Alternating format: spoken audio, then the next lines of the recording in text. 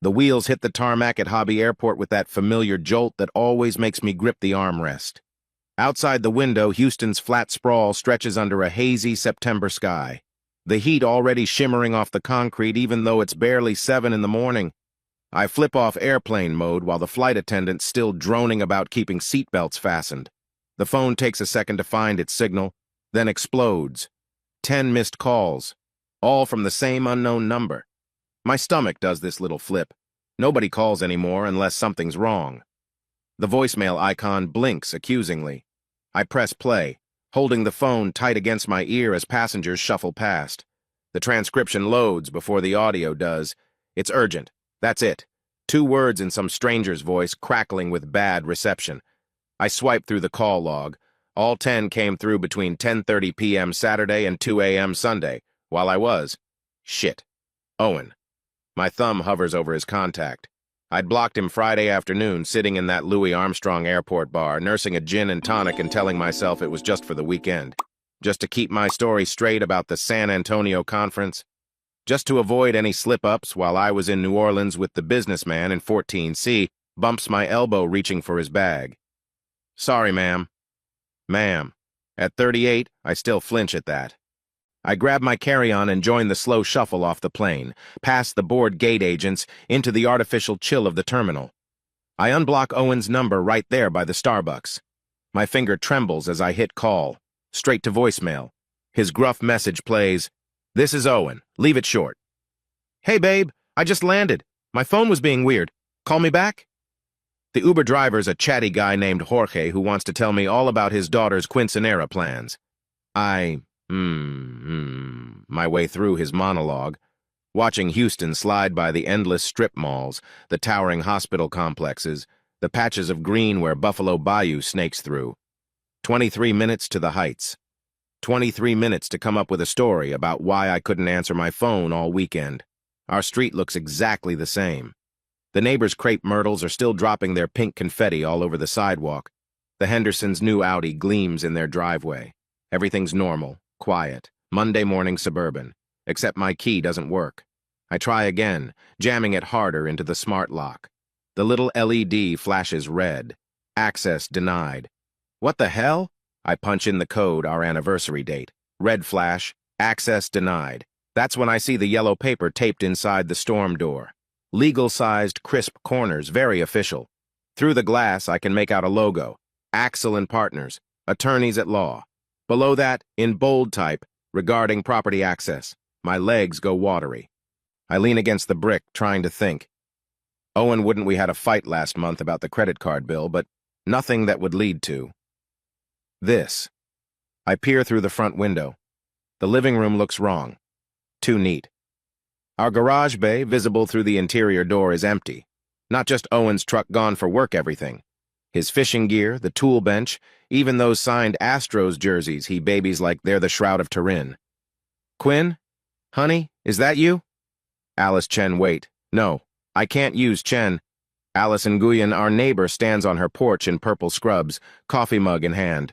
She's got that careful expression nurses get when they're about to deliver bad news. "Alice, hey!" My voice comes out scratchy. "I'm locked out. Do you know if Owen—" "Oh, honey." She sets down her mug and hurries over, her Crocs slapping against the concrete. "I tried to call you, we all did. Saturday night there was an ambulance." The morning suddenly feels very cold despite the climbing humidity. "An ambulance," I repeat. "Around 11. I was just getting home from my shift, saw the lights. They were here maybe 10 minutes? No sirens when they left, which—" She trails off, but I know what that means. No sirens means no rush. No rush means. "Was it Owen? Did you see him?" She touches my arm gently. "I'm not sure. The EMTs wouldn't tell me anything HIPAA and all that. I knocked, but no one answered after. Then yesterday, I saw someone moving things out. A truck, some movers." Very quick, very quiet. The yellow paper crinkles as I pull it free. The letterhead swims in my vision. Notice to Quinn Hayes. Your access to the property at 1847 Ashland Street has been restricted pending resolution of legal matters. Please contact our office to arrange supervised entry for retrieval of personal belongings. "Do you have anywhere to go?" Alice asks. "You could come in? Use my phone?" I hold up my cell phone. I need to find my husband. She gives me that look again, the one that says she knows more than she's saying. Of course. I'm here if you need anything. I mean that. I stumble around to the back of the house. The spare key is still under the ceramic frog, where we always keep it. Owen never remembered to grab it when he locked himself out. The back door opens smoothly. Inside, the house smells different, like cleaning products in absence. The kitchen island where we eat breakfast, where Owen leaves me silly notes, where we've had 1,000 small moments, it's bare except for two things. A manila envelope with my name in Owen's blocky handwriting, and a small brass key on a post-it note. The post-it says, "If I'm not here, bank on 19th. The envelope is thick, heavy. Axel and Partners is embossed on the corner. I sink onto a bar stool, my bar stool, the one that doesn't wobble. Everything of Owen's is gone. His coffee mug with the chip on the handle, his hot sauce collection, the magnetic poetry on the fridge that he'd arranged to spell out Quinn loves tacos. Just mine remain, like he surgically removed himself from our life. I tear open the envelope. Legal documents spill out pages and pages of whereases and therefores. The header on the first page makes my vision tunnel. Original petition for divorce filed Sunday, September 11th, 2022 at 8:47 a.m. yesterday. While I was having brunch in the French Quarter, drinking bottomless mimosas and letting Caleb's hand rest on my knee under the table, my husband was filing for divorce. The unknown number, the urgent voicemail, the ambulance. My phone rings, shrill in the empty kitchen. Unknown number. Hello? Mrs. Hayes? This is Houston Methodist Hospital. I'm calling about your husband, Owen Hayes. The floor tilts. I grip the counter. Is he? Where is he? Is he okay? A pause. Papers shuffling. Ma'am, I'm going to need you to come to the hospital. Can you do that? Do you have someone who can drive you? Just tell me if he's okay. Ma'am, please come to the patient information desk in the main lobby. Someone will meet you there. The line goes dead. I stare at the phone, then at the bank key, then at the divorce papers, then at the empty space where our life used to be. 20 minutes ago, I was worried about explaining a fake conference. Now I'm grabbing my keys, running for my car, praying to a God I haven't talked to since Catholic school that my husband is still alive. That I haven't lost everything while I was busy throwing it all away. 3 months ago, before the lies, before Caleb, before everything went to shit, Owen and I were happy. Or at least, I thought we were. Maybe that's what makes this worse. We weren't some miserable couple grinding through the days. We were good, until we weren't. Picture this. Sunday morning, June. Owen's making migas in the cast iron skillet his mother gave us, the kitchen filled with the smell of jalapenos and butter. I'm reading the Houston Chronicle on my iPad, feet tucked under me on the bar stool, stealing bites of his bacon. Quit it, woman, he says, but he's smiling. Make your own bacon. Why would I do that when yours tastes better? He flicks water at me from the sink. At 42, Owen still moves like the college baseball player he used to be, all easy confidence and muscle memory. His Astros t-shirt is worn thin from a decade of weekend wear, and there's a spot of egg on his jaw. Big week coming up? He asks, sliding a plate in front of me. Perfect migas. Corn tortillas warm just right. Salsa verde on the side because he knows I hate when food touches. The usual chaos. We're launching that new logistics platform Thursday. I scroll through my work emails even though it's Sunday. Bad habit. Caleb wants everything perfect for the investors. Owen's shoulders tense just slightly at Caleb's name. It's been 3 weeks since my new CEO started. 3 weeks of late nights and weekend strategies. You've been putting in a lot of hours, he says carefully. It's temporary. Once we get through the launch, you said that about the last launch. I look up from my phone. He's not looking at me, focusing very hard on washing the skillet. Are we doing this now? I ask. Doing what? The thing where you pretend you're fine with my job, but you're actually pissed. He turns off the water, grips the edge of the sink. I'm not pissed about your job, Quinn. I'm just... When's the last time we did something together? Really together, not you with your laptop open just checking one thing? The accusation stings because it's true. We used to do brewery tours, hit up food trucks, spend whole Saturdays wandering the Manil collection or the museum district. Now our weekends are me working and Owen finding ways to fill time. What about Tuesday? I offer. We could hit up Hugo's, get the table by the window. His face softens. Yeah? Yeah, I'll leave by 6, promise. He rounds the island, pulls me against him. He smells like soap and bacon grease and home. I miss you, he says into my hair. I'm right here. Are you? I should have paid attention to that question. Should have heard what he was really asking. Instead, I kissed him and changed the subject to the Astros' pitching rotation, safe territory where we could pretend everything was fine. That Tuesday, Caleb called an emergency meeting at 5:45. I texted Owen that I'd be late. He replied with a single thumbs up. When I finally got home at 10, he'd left me a plate in the fridge, Hugo's takeout gone cold. He was already asleep, or pretending to be. The slide started so slowly I didn't even feel it. Like Houston humidity, you don't notice you're drowning in it until you're gasping for air. Caleb had this way of making work feel urgent, vital, like we were changing the world one supply chain at a time. He was 39, divorced, with that founder energy that made you feel lazy for wanting to go home at a reasonable hour. Salt and pepper beard kept trimmed perfect, shirts that cost more than my car payment, and this laugh that made you feel like you were in on some secret joke. Quinn, you get it, he'd say during our one-and-ones. Not everyone has your instincts. I ate it up. After years of being overlooked at my last company, having someone see my potential was intoxicating. Owen became the backdrop to my real life, which was happening in conference rooms and Slack channels and increasingly intimate working dinners. Is that a new dress? Owen asked one night in July. I was getting ready for a client dinner that was actually just Caleb and me at Uchi, discussing strategy over sake and hamachi. This? I've had it forever. Lie number what? 15? 20? I'd stopped counting. You look nice. He said it flat, like an observation about the weather. Thanks. Don't wait up, these client things always run late. They always do. He went back to his beer and the Rangers game. We didn't kiss goodbye. At dinner, Caleb leaned across the table, his eyes intense in the candlelight. I've been thinking about your role. You're bigger than just head of marketing, Quinn. I see you as my partner in this. Partner. The word fizzed through me like champagne.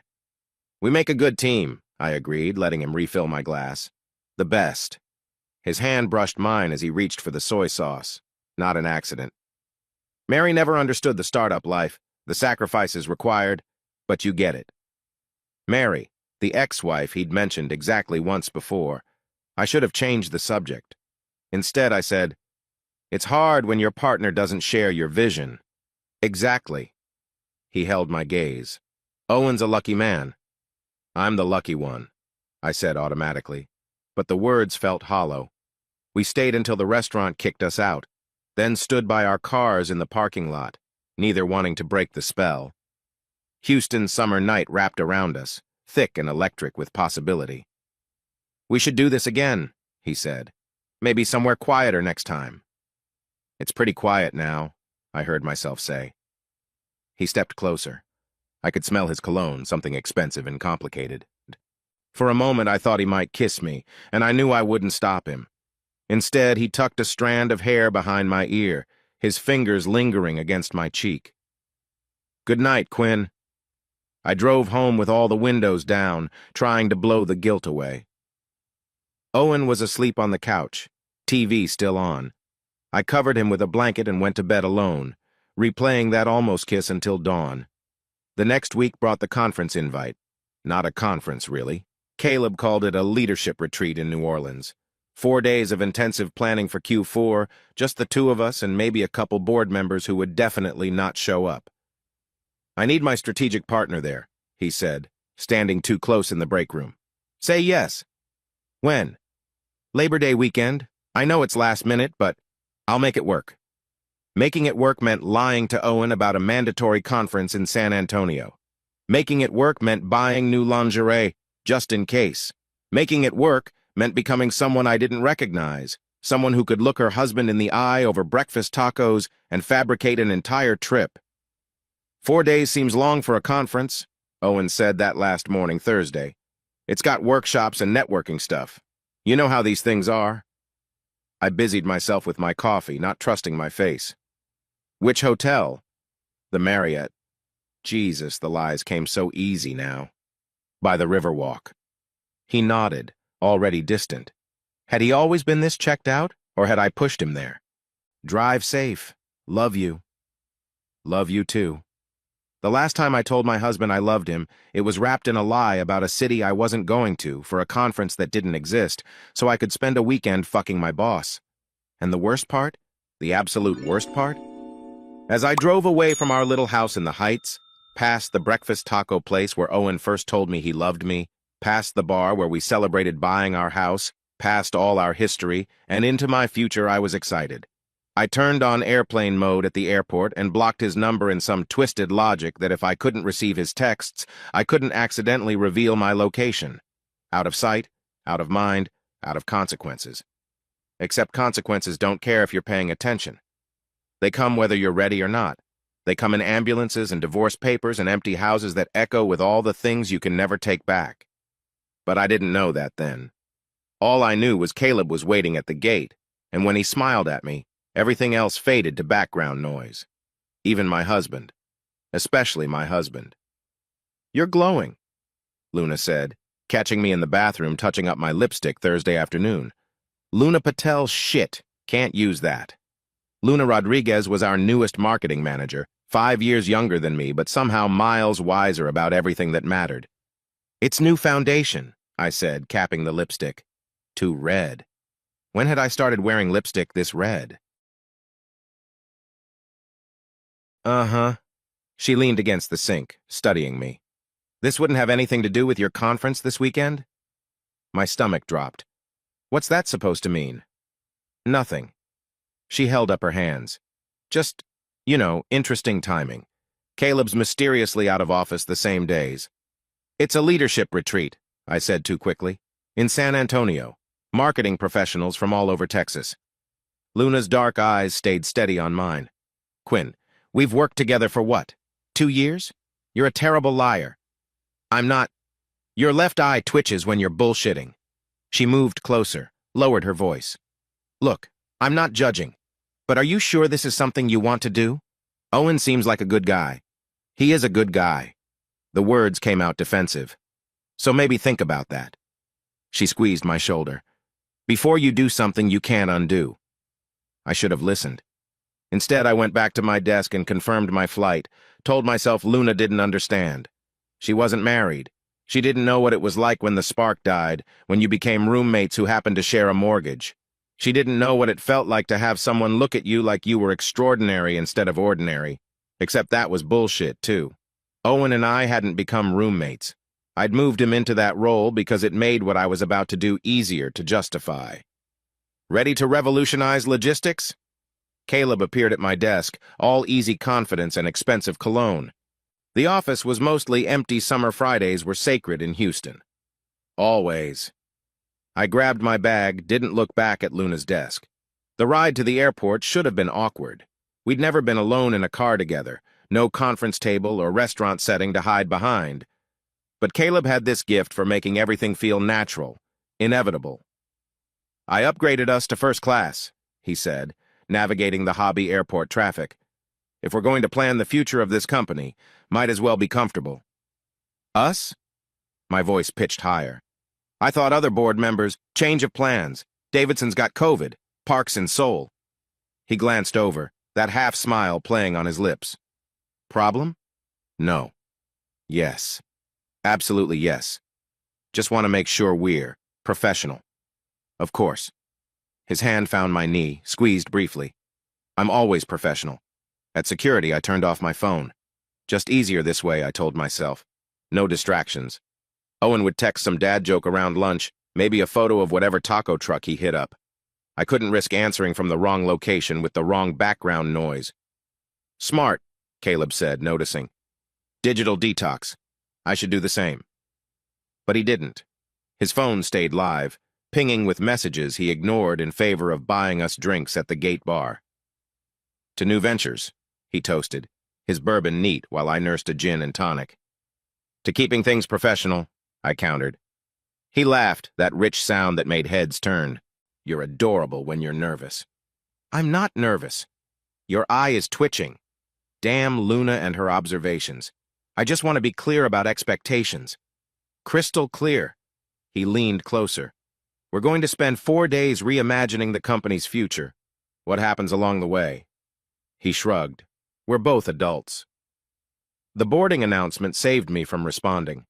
First class was everything Owen and I never splurged on: wide seats, real glasses, a flight attendant who remembered our names.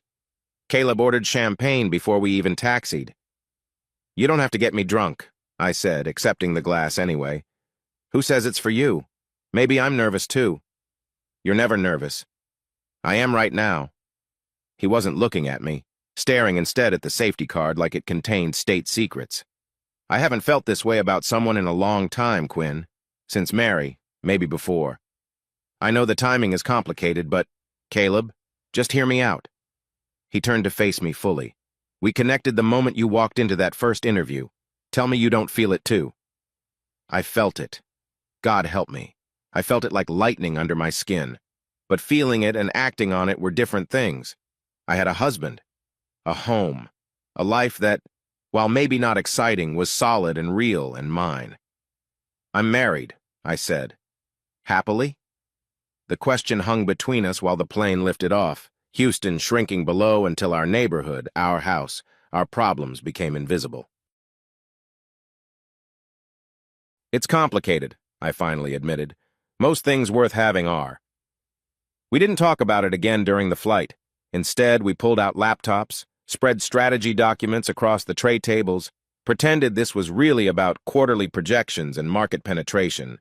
But his knee pressed against mine, and when he pointed something out on my screen, his breath was warm on my neck. New Orleans rose up from the swamp like a fever dream, all water and bridges and promises of things better left undone. The hotel, the Windsor Court, because of course Caleb wouldn't book anything less, gleamed in the afternoon sun. 2 rooms, he told the check-in clerk, sliding over his black card, but put them on the same floor. My room was elegant, understated, with a view of the city and a king bed that seemed to mock my good intentions. I stood at the window, watching the streetcars crawl down Canal, and almost called Owen. Almost. Instead, I went with the nuclear option. I blocked his number. Just for the weekend, I told myself. Just to avoid any accidents. I'd tell him the conference had terrible cell service, that the hotel Wi-Fi was spotty. He'd believe me because he always believed me, and that trust made the betrayal sharper, meaner. A knock at the door. Caleb stood there with a bottle of wine and 2 glasses, jacket discarded, sleeves rolled up. Thought we could review the agenda, he said. In my room?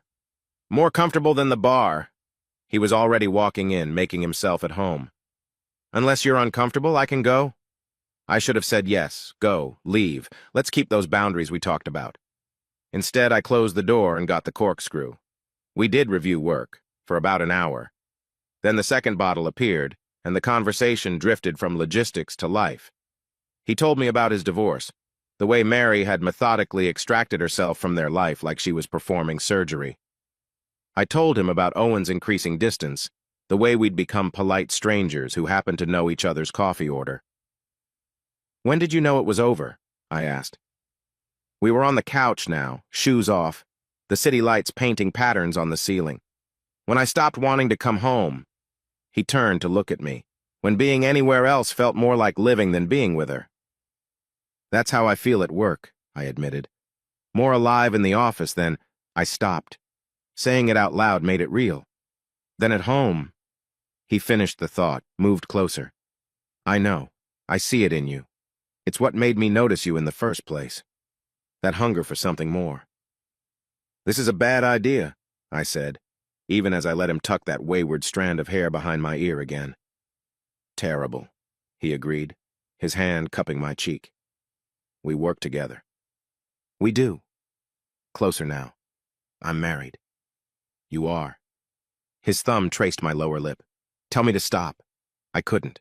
Because Luna was right. I was a terrible liar. And the truth was, I'd been wanting this since that first one, a nun, that first appreciative look, that first time he made me feel like I was more than a reliable employee and adequate wife. When he kissed me, I tasted bourbon and possibility, and the end of everything I'd built. and I kissed him back like a drowning person grabbing for air. We didn't sleep together that night. Somehow that felt important, like if we just kissed, just touched over clothes, just spent hours talking and not talking on that expensive couch, it wasn't really cheating. Mental gymnastics of the guilty. But we both knew where this was heading. When he finally left at 3 a.m., shirt untucked and hair messed from my fingers, he pressed a second room key into my hand. "In case you need anything," he said. "I won't," I lied. "Liar," he smiled and kissed me one more time. I stood in my doorway watching him walk to his room, knowing I was standing at the edge of a cliff. One step forward and everything changes. No takebacks, no undos, no pretending it was just a moment of weakness. I should have thrown away the key. Should have called Owen right then, confessed everything, begged for forgiveness I didn't deserve. Should have caught the next flight home and fought for my marriage instead of whatever this was. Instead, I went inside, put the key on the nightstand next to my silenced phone, and fell asleep thinking about possibilities that had nothing to do with the life I'd built and everything to do with the one I was about to destroy. Friday morning came wrapped in regret and room service. I woke to knocking Caleb with a breakfast tray and that smile that made me forget I had a conscience. "Thought you might be hungry," he said, already walking in like he belonged there. "We have that 10 a.m. strategy session." "We do?" I pulled the hotel robe tighter. "I don't remember. I just put it on the calendar." He set the tray on the bed, lifted a silver dome to reveal perfect eggs Benedict. "For appearances, in case anyone asks." In case anyone asks. The phrase should have been a warning. Instead, it felt like permission we were creating alibis, covering tracks, being smart about this stupid thing. "I need to shower," I said. "I'll wait." He settled into the chair by the window with his coffee and phone, completely at ease. "Take your time." I stood under the hot water thinking about Owen. He was probably at work now, managing construction projects and solving problems, and not thinking about his wife in a New Orleans hotel room with another man. The guilt was sharp, but not sharp enough to stop me from putting on the new lingerie, the black dress I'd bought specifically for this trip, the perfume Owen always said was too much for daytime. "Beautiful," Caleb said when I emerged. He stood, crossed to me in 2 strides, but missing something. From his pocket, a jewelry box. Inside, delicate gold earrings that probably cost more than my mortgage payment. "Caleb, I can't." "Sure you can." He was already fastening them, his fingers gentle on my ears. "They're a business expense. You're representing the company this weekend. That's not how business expenses work. It is when you're with the CEO. He stepped back to admire his work. "Perfect. Now let's go plan our empire." We did work, sort of. Set up in a private dining room with laptops and projectors, looking every inch the professional colleagues having a strategy session. I even took photos of the whiteboards, posted them to our company Slack with captions about exciting Q4 initiatives and transformative planning session. "You're good at this," Caleb observed, watching me stage another shot. "At marketing?" "At managing perception." He moved behind me, hands on my shoulders. "Most people can't compartmentalize like this. It's a rare skill." Was that what I was doing? Compartmentalizing? It felt more like splitting in half the Quinn who was a good employee providing cover stories, and the Quinn who was counting the hours until we could stop pretending this was about work. Lunch was at Commander's Palace, all old-world elegance and 25-cent martinis. We sat in the garden room surrounded by other tourists and business lunches, and I let myself pretend this was my real life, that I was the kind of woman who wore expensive earrings and day drank with powerful men and didn't have a husband at home eating leftover barbacoa. "Tell me about growing up in Texas," Caleb said, refilling my wine glass. "Boring suburb outside Dallas. Dad sold insurance, Mom taught 3rd grade, one brother who's now a dentist in Plano." I shrugged. "The full middle-class cliché. Not boring," he corrected. "Stable, secure. That's valuable. What about you? Let me guess, prep school, Ivy League, summer house in the Hamptons?" He laughed. "Close, boarding school in Connecticut, Yale, but the summer house was on the Cape." He leaned forward. "But money doesn't fix everything. My parents stayed married for 30 years, and I don't think they had a real conversation after year 5. "Is that why you divorced Mary?" among other reasons. He played with his wine glass. We were resume builders for each other. Good on paper, hollow in practice. I promised myself I'd never settle for that again. The way he looked at me when he said it made my chest tight. "We should get back," I said. "We should." Neither of us moved. My phone, face down on the table, buzzed with notifications I couldn't see. Owen trying to reach me, probably. Sending some mundane update about his day, not knowing his texts were hitting a wall of my making. The thought made me order another martini. We stumbled back to the hotel at 4, drunk on wine and possibility. In the elevator, Caleb pressed the button for his floor instead of mine. "Just for a minute," he said. "I want to show you something." His room was identical to mine except for the scattered papers, the 3 laptops set up like a command center, the half-empty whiskey bottle on the dresser.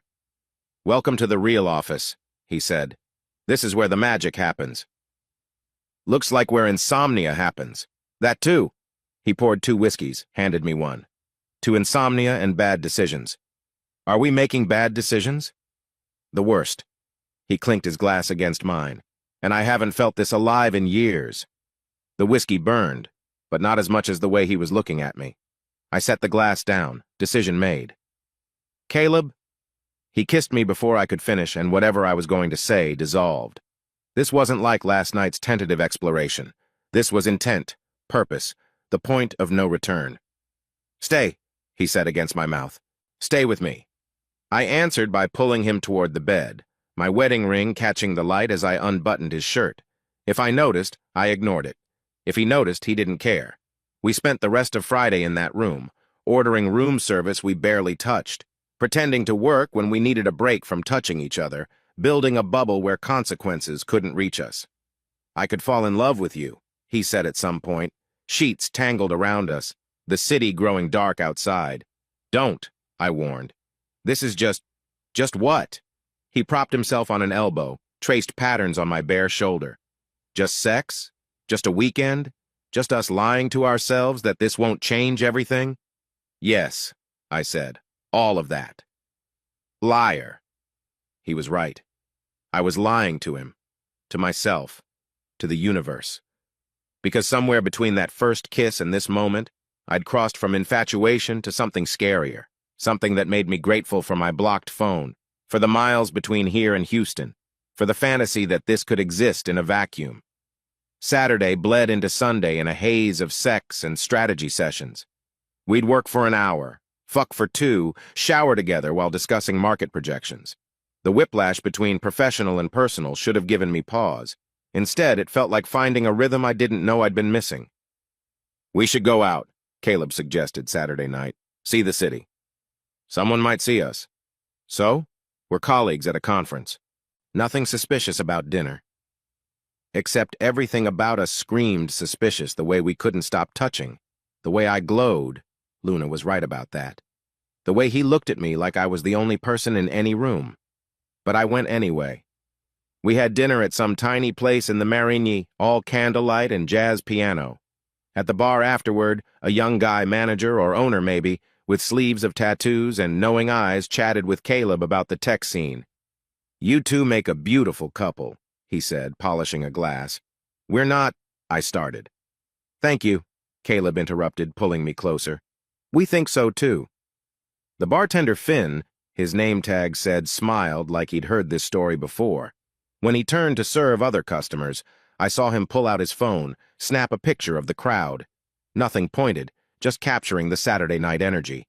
But we were in the background, clearly together, clearly more than colleagues discussing quarterly reports. "We should go," I said. "One more drink." "Caleb, one more." He was already signaling Finn.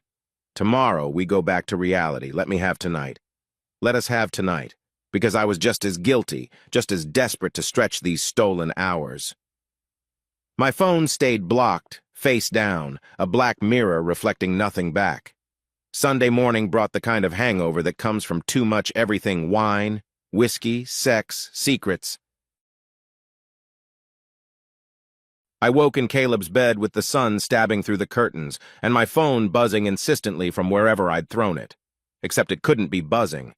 I'd blocked Owen, turned off notifications, but there it was, lighting up with call after call from an unknown number. Ignore it, Caleb mumbled, pulling me back against him. It might be important. Nothing's more important than this. I let him convince me, turned the phone completely off. Whatever it was could wait until tomorrow, until I was back in Houston and could face whatever waited there. We spent our last day in bed, the Do Not Disturb sign a guardian against reality, ordered room service we didn't eat, made promises we couldn't keep, fucked like we could store enough touch to last through whatever came next. This doesn't have to end, Caleb said as I finally gathered my things Sunday night. My flight was at dawn, his an hour later. We can't. I stopped him with a kiss. You know we can't. We could, he insisted. I have money. You have talent. We could go anywhere, start over. That's the whiskey talking. That's me talking. He caught my hands. I meant what I said. I'm falling in love with you. Stop. Already did. Thursday night when you laughed at my terrible joke about supply chains. Done, gone, yours. I pulled away before his words could burrow any deeper. I have a flight to catch. Quinn, I'll see you at work. I grabbed my bag, didn't look back. Thank you for the professional development opportunity. I heard him laugh as I closed the door, dark and knowing. We both knew this wasn't over, couldn't be over. We'd lit a fuse and now all we could do was wait for the explosion. At the airport, I turned my phone on to check in for my flight. The unknown number had called 16 times. As I watched, it rang again. Hello? Is this Quinn Hayes? A woman's voice, professional and tired. Yes? Ma'am, I'm calling from Houston Methodist Hospital. We've been trying to reach you about your husband. The airport noise faded to white static. I found a chair, sat down hard. Is he okay? What happened? Ma'am, when can you get to the hospital? There are some things we need to discuss in person. I caught myself.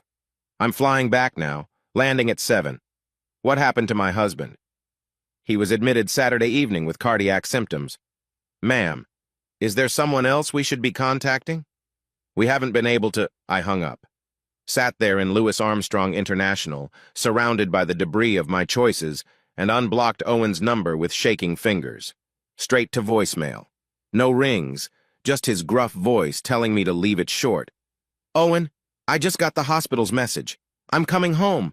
I'm so sorry, I'm coming home. Please be okay. Please be okay. But I already knew he wasn't. Knew it in my bones, in the way the universe tilts when you've pushed too far past what it will allow. I'd blocked my husband to fuck my boss, and while I was picking out earrings and sipping martinis and building castles in someone else's bed, Owen was. I threw up in the airport bathroom, champagne and guilt and fear all mixed together. Splashed water on my face and saw a stranger in the mirror smeared makeup, whisker burn on my neck, expensive earrings catching the fluorescent light. Who was this woman? When had I become her? The boarding announcement echoed through the terminal.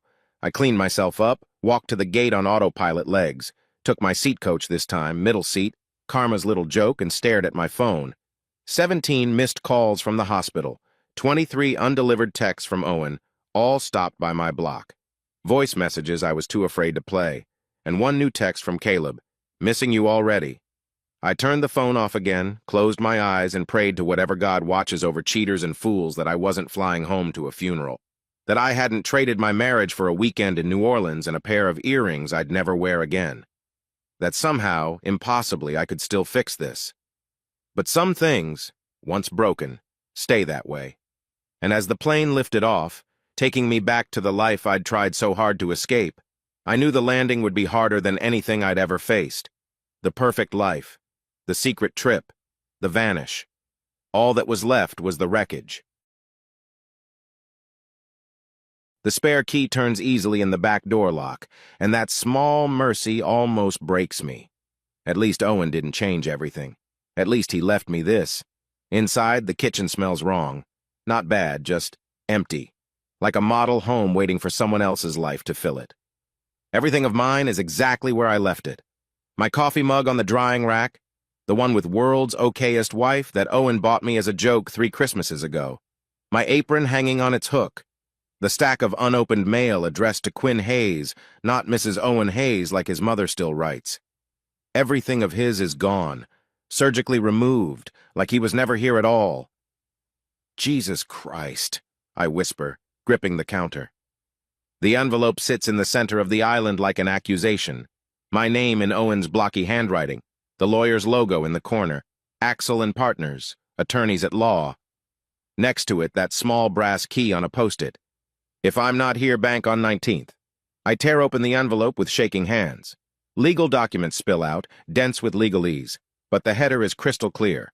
Original petition for divorce, filed, Sunday, September 11th, 2022, 8:47. A.M. Petitioner, Owen James Hayes. Respondent, Quinn Marie Hayes. Grounds, adultery. The room tilts. I sink onto my bar stool, the one that doesn't wobble, the one Owen always said he'd fix but never did because I said I liked it, gave our kitchen character. Sunday morning. While I was waking up in Caleb's bed, Owen was at his lawyer's office. While I was turning off my phone to avoid reality, he was documenting the end of us. My phone rings. Felix's name on the screen makes my stomach drop. Felix? Oh, thank God. Is Owen, where is he? The hospital won't tell me anything and, talk to Axel. His voice is flat, cold. Felix, who used to call me his favorite sister-in-law, who taught me to fish last summer at Galveston. Felix, please. I know I fucked up, but I need to know if he's okay. Just tell me. The line goes dead.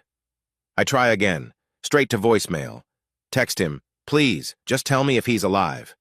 Read at 2:47 p.m. No response. I stumble to the living room, searching for clues, for anything. The walls show pale rectangles where his photos hung, the one of us at Minute Maid Park, his parents' wedding portrait, that terrible selfie from Padre Island where we're both sunburned and laughing. A knock at the door. Alice stands on my porch in fresh scrubs, dark circles under her eyes. I saw your car, she says. Can I come in? Do you know where he is? The words tumble out desperate. The ambulance, was it Owen? Is he? Honey, sit down. She guides me to the couch, her nurse voice on. Tell me what you know. Nothing. I know nothing. I was at a conference and my phone died and the lie tastes like ash. Alice, please. She sighs, settles next to me. Saturday night, around 11, I was coming home from my shift, saw Owen on his porch, looked like he was having trouble breathing. I called out, asked if he was okay. My chest tightens. And? He waved me off, said he was fine. But I kept watching through my window habit. 20 minutes later, I saw him clutch his chest and drop his phone. That's when I called 911. Chest pain. Oh, God. EMTs were here fast, maybe 6 minutes. They were inside for less than 10, then loaded him up. No sirens when they left. She pauses, and I know what that means. We both do. I tried to follow, but they wouldn't tell me which hospital. Privacy laws. He tried to call me. The words come out broken. 10 times from an unknown number. I had him blocked because I can't finish. Alice's face doesn't change, but something shifts in her eyes. Quinn, what's going on? Really?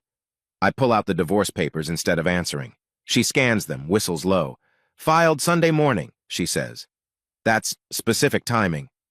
My phone buzzes. A voicemail from earlier that I missed in the chaos. Unknown number. I play it on speaker. Mrs. Hayes, this is Houston Methodist ER. We need you to call us back immediately regarding your husband, Owen Hayes. He was admitted Saturday evening. Please call 7355-989. The timestamp. Saturday, 10:32 p.m. That's 2 hours after the ambulance, Alice says quietly. 2 hours Owen spent alone, trying to reach me while I was wrapped around another man, phone blocked, playing at being someone else's future. I call the number back. It rings 4 times before a harried voice answers, Methodist emergency. This is Quinn Hayes.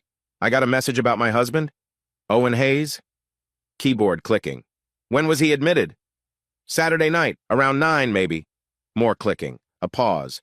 Ma'am, I'm going to need you to come to the hospital. Ask for patient relations when you get here. Just tell me if he's okay, please. Ma'am, privacy regulations prevent me from... I'm his wife. According to our records, his emergency contact is Felix Hayes. I can only release information to... I hang up. Stare at Alice. He changed his emergency contact. When? I checked the divorce papers again. Friday. He filed preliminary paperwork Friday, final filing Sunday. So Saturday night when he was admitted, I wasn't his person anymore. The words taste like copper. Felix was. Alice stands, straightens her scrubs. Get your keys. I know people at Methodist. Let me see what I can find out. Why are you helping me? She looks at me for a long moment. Because Owen asked me to check on you, Saturday afternoon, before. He knocked on my door, said he was worried about you, said you'd been going through something and might need a friend. The sob hits me like a punch. Saturday afternoon, hours before his heart gave out, he was still thinking about me, still worried about me while I was, come on, Alice says gently. Let's go find your husband. But I already know what we'll find. The empty house tells me. Felix's silence tells me. The past tense everyone's using tells me. I follow Alice out anyway, locking the door to a house that's half mine and fully hollow. The brass key burns in my pocket. Owen's last message waiting at a bank on 19th. If I'm not here, not when. If. Even filing for divorce, even changing locks, even erasing himself from our home, he still left me a map back to him. I just pray I'm not too late to follow it. Jasper Reeves, private investigator. The man in my living room Tuesday morning looks like someone's grandfather, not a PI. Cardigan, reading glasses on a chain, coffee in a travel mug that says, World's One Grandpa. Esme recommended him. She's my attorney now, a friend from college who does family law, and didn't judge when I called her crying from the Methodist parking lot where security had escorted me out.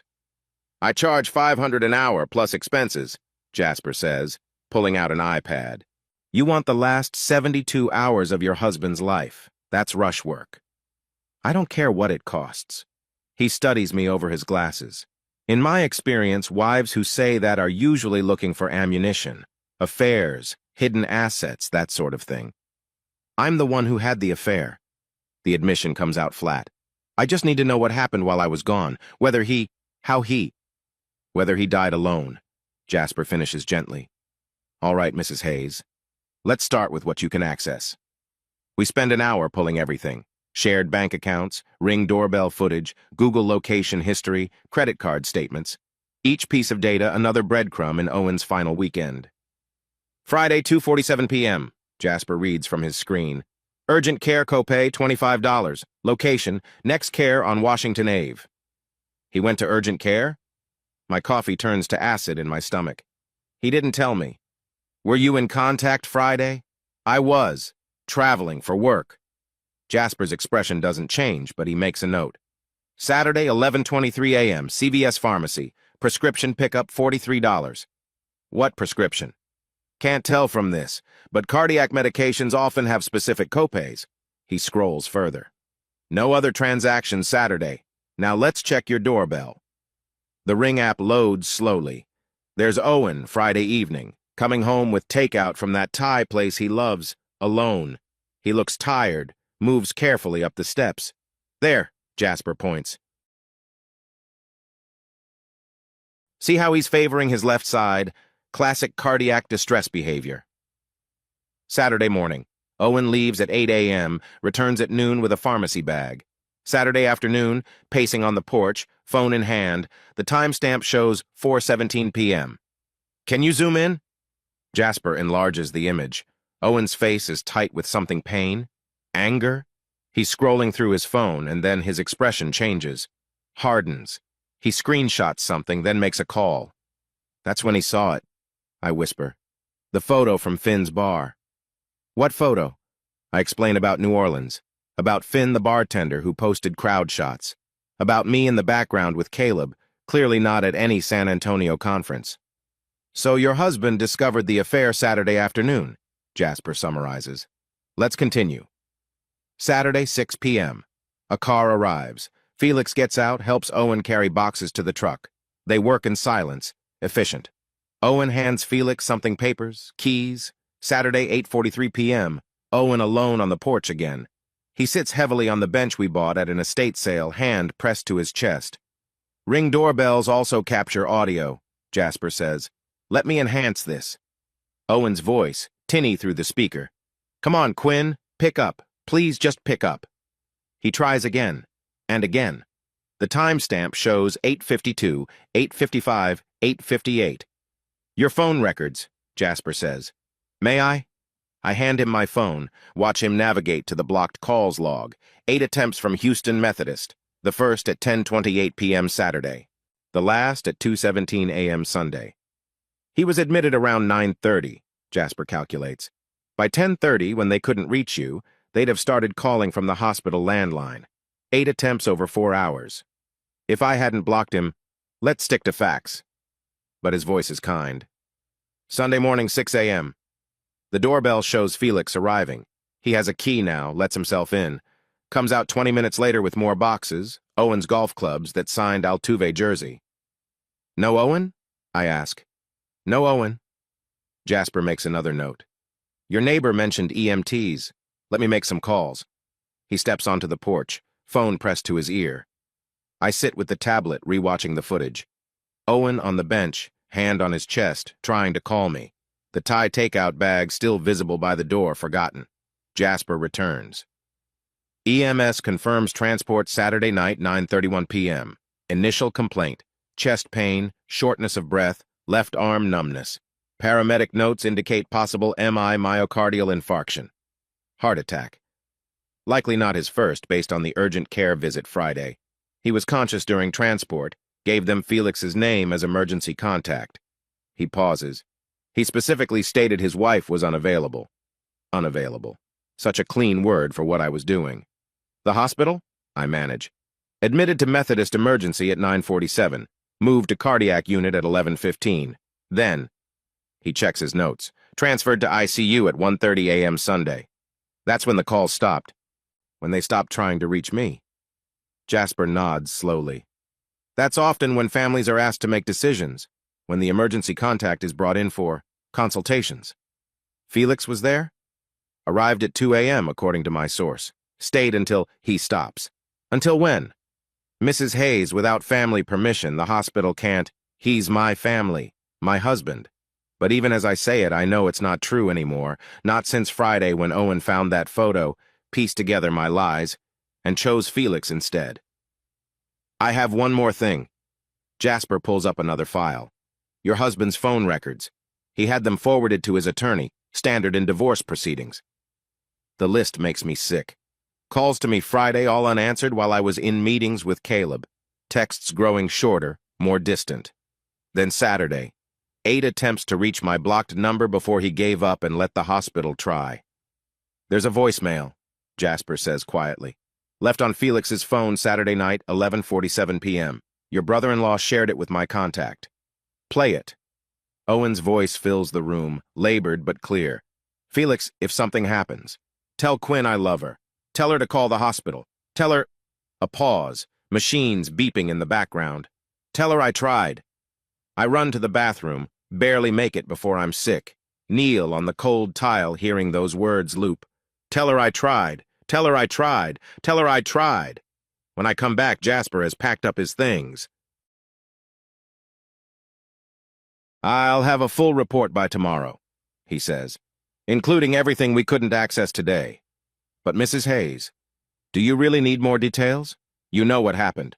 Your husband got sick, tried to reach you, couldn't. His brother made decisions in your absence. Whatever those decisions were, they were made from a place of protecting Owen, not punishing you. I need to know if he's alive. Jasper looks at me for a long moment. I think you already know the answer to that. The question is, are you ready to hear it officially?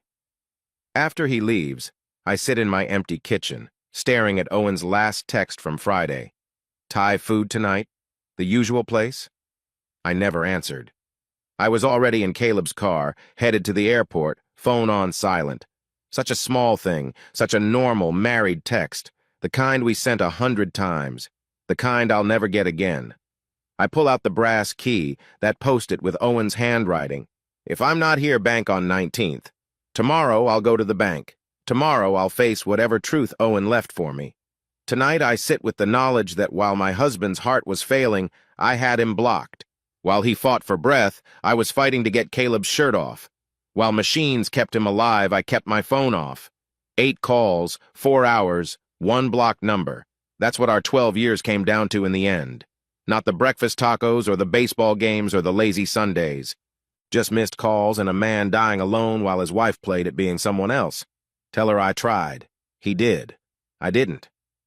Axel's office sits in one of those gleaming River Oaks towers where everything whispers money marble floors, leather chairs that cost more than my car, abstract art that probably has deep meaning if you're rich enough to understand it. Mrs. Hayes. Axel Morrison doesn't get up when his assistant shows me in Wednesday morning. Please, sit. He's exactly what I expected from Owen's attorney, Silver Fox Handsome, suit that fits like armor, eyes that give away nothing. The kind of lawyer who bills in 6-minute increments and never forgets it. Is my husband alive? I don't bother with pleasantries. I'm bound by attorney-client privilege, Mrs. Hayes. I can only discuss what Mr. Hayes authorized me to share.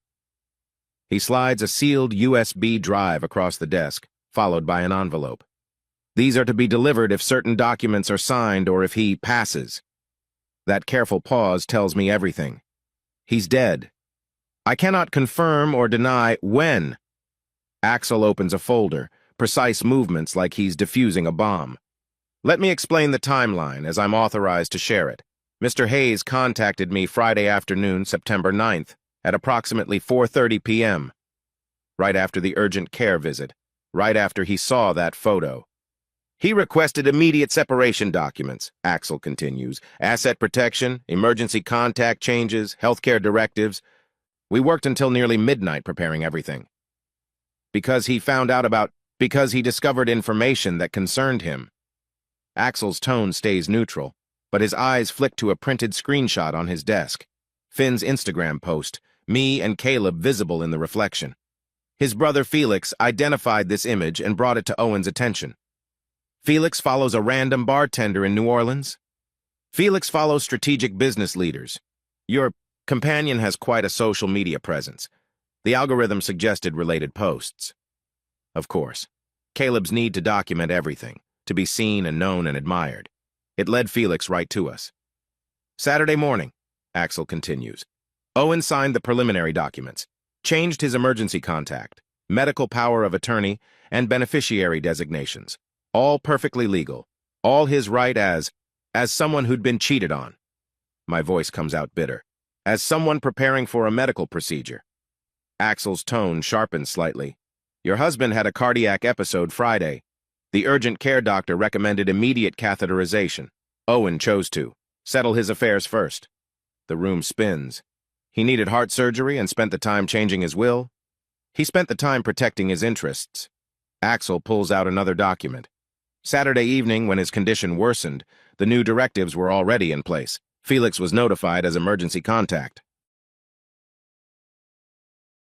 Decisions were made according to Owen's expressed wishes. What decisions? I'm not authorized. What? Decisions. Axel sighs, the first human emotion he's shown. Mrs. Hayes, there's a safe deposit box at Chase on 19th Street. Owen left instructions that you should review its contents before we discuss further. I recommend you bring counsel. I have counsel. Esme Martinez. Ah, yes. Stanford Law, top of her class. Good choice. He stands, meeting over. The bank has been notified to expect you. Everything you need to know is in that box. Just tell me when he died, please. I'm his wife. You were his wife. Axel's correction is gentle but firm. The divorce filing, while not final, established intent. Texas law is complex regarding standing during separation proceedings. We were married 12 years. And he loved you for all of them. The words surprise us both. Axel clears his throat. That's evident in the materials he left. But love and legal standing are different things. I grabbed the USB and envelope, stand on shaky legs. His funeral is a family matter. I'd advise checking with Felix. Felix won't talk to me. Then perhaps that's your answer. He walks me to the door, pauses. Mrs. Hayes? For what it's worth, Owen spoke of you with great affection even Friday night. His actions weren't about punishment. They were about clarity. Clarity? He wanted clean lines, clear instructions, no ambiguity about his wishes if something happened. Axel meets my eyes. He knew his heart was failing. He'd known for months. The Friday episode was what we call a warning shot. He used his remaining time to ensure everything was precise. Why didn't he tell me he was sick? Perhaps ask yourself why he couldn't. The elevator ride down feels like descending into hell. 40 floors of thinking about Owen alone in this office, chest hurting, signing papers to cut me out of his life, protecting himself from me. Esme meets me at the bank. She's dressed in her lawyer uniform, severe suit, hair pulled back, game face on. "You okay?" she asks. "No." "Good. Lying to me won't help. Let's see what Owen left you." The bank manager leads us to a private room, brings the box. It's smaller than I expected, the size of a shoebox. My hands shake as I insert the key. Inside, a letter in Owen's handwriting, a thumb drive labeled "For Quinn," updated beneficiary forms, a business card for Dr. Stephen Park, psychiatrist, and a folded program, Men's Cardiac Health Screening, Houston Methodist, June 2022. "Start with the letter," Esme advises. Owen's handwriting, careful and clear. "Quinn, if you're reading this, then things went the way I expected. I'm sorry for that. Sorry I couldn't hold on long enough to say goodbye properly." By now, Axel has explained the timeline. What he didn't tell you, what I asked him not to tell you, is that I've known about my heart since June. 3 mild episodes, each worse than the last. Dr. Patel said I needed surgery, lifestyle changes, probably a pacemaker. I didn't tell you because, well, we both know why. We stopped talking about real things months ago. I found out about New Orleans on Saturday. Felix sent me that photo. Trying to be helpful, he follows Caleb Armstrong's company. Thought I'd be proud of your conference presentation. Instead, I saw you in the background of a bar, saw the timestamp, knew you weren't where you said you'd be. I wasn't angry. That's what surprised me. Just tired, and very clear about what needed to happen. The USB has a video. Watch it when you're ready. The beneficiary forms show where everything goes. Felix gets the retirement accounts, the fishing nonprofit gets the truck, you keep the house under homestead protections. It's yours free and clear. I used my separate property to pay off the mortgage Friday night. One less thing for you to worry about. Dr. Park's card is for you. He's good, helped me these last months when I couldn't talk to you. Maybe he can help you too. Quinn, I need you to know. I loved you until the end. Loved you at 9 p.m. when I couldn't catch my breath. Loved you at midnight when they moved me to ICU. Loved you at 4:13 a.m. Sunday when my heart finally said enough. But love wasn't enough to make me wait for you to unblock your phone. I'd been waiting for you to come back to us for months. Saturday night, I was done waiting. Be happy. Be better. Be the woman I fell in love with, not the one who needed to be someone else. Forever yours, even now, Owen P.S. The funeral is Thursday at 2 p.m. Brookside. I know Felix will try to keep you away. There's a live stream link on the funeral home website. Watch if you need to. Or don't. I'll understand either way. The paper shakes in my hands. He died Sunday morning, 4:13 a.m., while I was in a hotel bed with "Don't," Esme cuts me off. That helps no one. Thursday. The funeral is tomorrow. And you're not invited. She reviews the beneficiary forms with professional detachment. This is actually generous, considering Texas adultery laws. The house alone is worth, I don't care about money. You will when the shock wears off. She photographs each document. Owen structured this carefully. Separate property to pay off community debts, retirement accounts to family, house protected under homestead exemption. He took care of you while protecting his family's interests. His family. I was his family. Were you? Esme's voice stays gentle. When did you last act like it? I pull out the thumb drive. I need to see the video. Not here, at home, with support, this kind of thing. She shakes her head. I've seen these goodbye videos destroy people. We copy everything, return the box. Outside, Houston's September heat slaps us like a wet towel. Normal people living normal lives pass by couples holding hands, families with strollers, lives that aren't shattered into before and after. What now? I ask. Now you grieve, process. Therapy seriously, call that doctor. Then we deal with probate, insurance, all the legal aftermath. Esme squeezes my shoulder. Quinn, can I ask you something? Yeah. Why did you block him? Really? I think about it, standing there in the brutal sunshine. Because it was easier. Because if I couldn't see his calls, I could pretend he didn't exist. Pretend I wasn't married, wasn't betraying him, wasn't. Wasn't the villain. Yeah. But you were. You are. Own that, or it'll eat you alive. She heads for her car, stops. The video have someone with you when you watch it. Promise me. I promise. But we both know I'm lying. I've gotten good at that. At home, I pour 3 fingers of Owen's bourbon and load the thumb drive. His face fills my laptop screen. He's in his truck, probably in our driveway. He looks tired but calm. The timestamp says Friday, September 9th, 11:47 p.m. Hey, Quinn.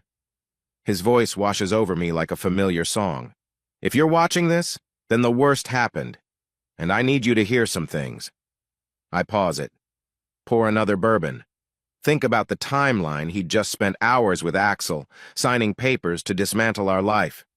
But his eyes are soft, his voice steady. I need you to hear some things. First, this isn't your fault. My heart's been failing since June. Doc says it's genetic, same thing that got Dad. You didn't cause this. And there's a but, you also didn't help. These last months, watching you drift away, staying late with work that wasn't work, smiling at your phone in ways you stopped smiling at me. It hurt, Quinn. Hurt worse than the chest pains. I thought about confronting you. Had a whole speech planned after I found that photo today. But then I thought, what's the point? You've already left. Your body's here, but you're gone, and I'm tired of pretending otherwise. So I'm setting you free. The papers are filed. The house is yours. The rest goes to people who showed up while you were showing off. That's not cruel, just practical. Felix needs the money more than you need the vindication of fighting for it. I want you to know I see you. See how unhappy you've been, how trapped.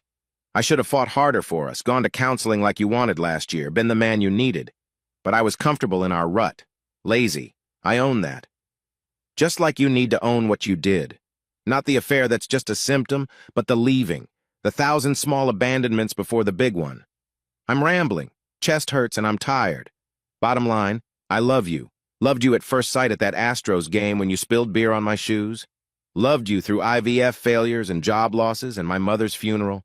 Love you now, even as I'm cutting you loose. Be happy, Quinn. Find whatever you're looking for. Just try not to hurt anyone else finding it. If I die before we can talk again, know that my last thoughts were of you. The good you, the real you, the one who used to dance in our kitchen to George Strait. Goodbye, baby. Take care of yourself. The screen goes dark. I sit in our my living room, and let Owen's goodbye echo in the empty space. Tomorrow they'll bury him. Felix will stand graveside, maybe some cousins, the guys from his poker game. And I'll watch on a laptop screen, blocked from his funeral the same way I blocked him from my phone. Karma's not usually this literal, but then again, neither is regret. Thursday arrives wrapped in Houston humidity and dread. The funeral starts at 2 p.m. I've been awake since 3, sitting at my kitchen table with Owen's video on repeat and his bourbon burning my throat. Turn it off. Alice stands in my doorway. I'd given her a key months ago when Owen traveled for work. Quinn, honey, turn it off. He loved me. I point at the frozen screen. Owen's face paused mid-word. Even after everything, he loved me. I know. She closes the laptop gently, moves the bourbon bottle. Have you eaten? I'm going to the funeral. Quinn, I'm his wife. The words come out raw. 12 years, 12 fucking years, and they can't keep me from saying goodbye. Alice sits across from me, takes my hands. Still in her scrubs from a night shift, she smells like hospital disinfectant and exhaustion. They can, actually. Felix has security arranged. I heard from a friend who works at Brookside. Security. At a funeral. He's protecting his family's privacy. Protecting Owen's dignity. She squeezes my hands. You have to understand how this looks from their side. Owen died alone while you were... I know what I was doing. The scream rips out of me. 12 days of guilt and fury and grief finally breaking through. You think I don't know? You think I don't see him every time I close my eyes? Clutching his chest, calling my blocked number, dying while I fucked another man? Alice doesn't flinch. Nurses never do. Then you know why you can't go. I have to try, she sighs. Then I'm going with you. Someone needs to be there when they turn you away. I shower, try to make myself presentable. The black dress from New Orleans hangs in the closet like evidence. I choose something else, something Owen bought me 2 Christmases ago. Navy blue, conservative, the kind of dress a good wife wears to her husband's funeral. Except I'm not a good wife. And it's not my husband's funeral, it's Felix's brother's funeral, Owen's poker buddy's funeral, everyone's funeral but mine. The drive to Brookside Memorial Park takes 15 minutes. Every red light feels like the universe giving me another chance to turn around. I don't take it. Cars fill the parking lot. Owen's work friends, cousins from Beaumont, the whole extended Hayes clan. They're all here for him, all but me. There, Alice points. 2 security guards flanking the chapel entrance, checking names on a list. You sure about this? No. We walk up anyway. The older guard sees me coming. Something shifts in his face. Pity, maybe, or recognition. Has Felix shown them photos? Ma'am, he says quietly, I'm going to have to ask you to leave. I'm Quinn Hayes, Owen's wife. I know who you are, ma'am. The family has requested, Felix requested. I try to see past them into the chapel. Flowers everywhere. Owen's favorite Willie Nelson playing softly. Please, I just need to say goodbye. Quinn. Felix emerges from the chapel, aged 10 years in 10 days. He's wearing the tie I helped Owen pick out for their dad's funeral.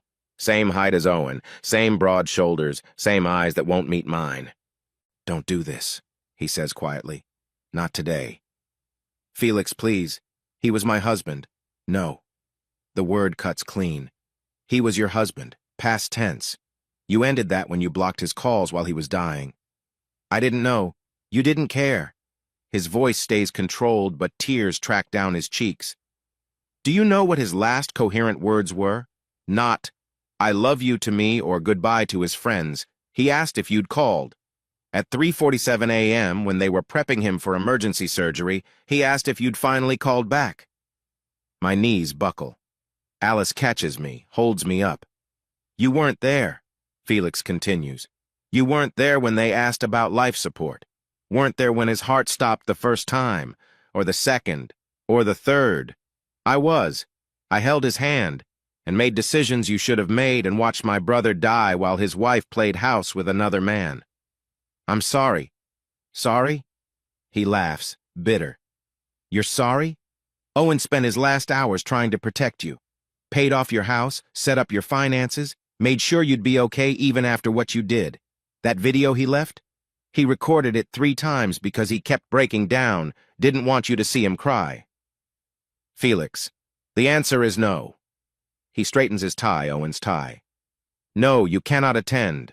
No, you cannot speak. No, you cannot stand at his grave and pretend you gave a damn. You forfeited that right at 8 p.m. Friday when you blocked his number. That's not fair. Fair? His control finally cracks.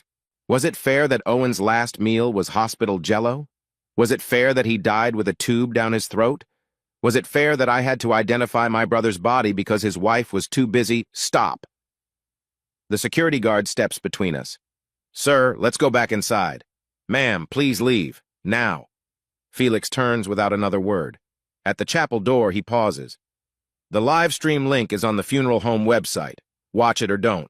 But Owen's not there. He's at the medical examiner until Monday. Heart tissue samples for the sudden death autopsy. So really, we're all just pretending today anyway.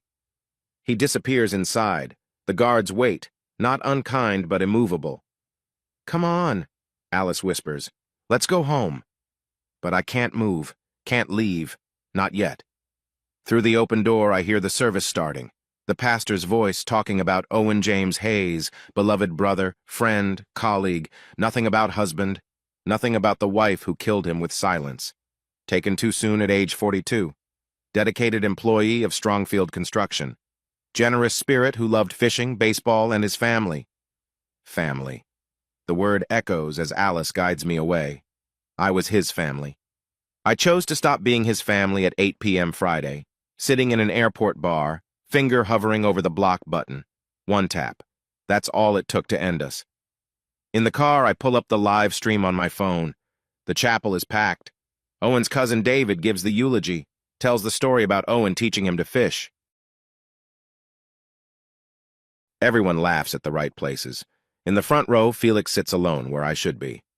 "Turn it off," Alice says. I can't. They play Blue Eyes Crying in the Rain, Owen's favorite. We dance to it at our wedding, badly, stepping on each other's feet and laughing. I watch his casket closed, of course, because his body is in pieces at the Harris County Medical Examiner, and think about his last hours, asking if I'd called, still hoping, even as his heart failed, that I'd choose him. The graveside service is private. The live stream cuts off after the chapel. I sit in Alice's car in my driveway, watching the black screen, waiting for something that won't come. "Do you want me to stay?" Alice asks. "No." "Yes." "I need to be alone." She hugs me, fierce and quick. "He loved you. Whatever else happened, that was real." "Was it? Can you love someone and plan your death without them? Can you love someone and change your locks while they're gone? Can you love someone and let them believe they're at a conference while you're dying alone?" But I did worse. I loved him and blocked him anyway. Inside, I pour the last of Owen's bourbon and open my laptop. Emails have piled up, work wondering where I am, Caleb with increasingly worried subject lines, friends who've heard the news. One stands out, from felixhayes744@gmail.com. "Quinn, I wasn't fair earlier. Grief makes us cruel. Owen wouldn't want this anger between us. Monday, after they release his body, there will be a small memorial at Buffalo Bayou. Just a few of us, scattering some ashes where you two used to walk. If you want to come, no one will stop you. He kept your wedding photo in his wallet. Even after Friday, even after everything. The ME's office gave it to me with his effects. I thought you should know that." I close the laptop. Pour another bourbon. Think about Owen at urgent care Friday, wedding photo in his wallet while his heart skipped and stuttered. Think about him calling Axel, handling business while his chest burned. Think about Saturday night, trying 8 times to reach me before letting strangers try. Think about 4:13 a.m. Sunday, Owen's heart finally quitting while mine beat steady in another man's bed. The bourbon's gone, the sun's setting. Somewhere in Houston, Owen's body lies in pieces, his heart sliced thin and studied, looking for answers to why it stopped. I could tell them. It stopped because I stopped choosing him, stopped seeing him, stopped being someone worth fighting to stay alive for. Or maybe that's just another lie I'm telling myself. Maybe hearts just stop, random and cruel, and the timing was coincidence. But I know better.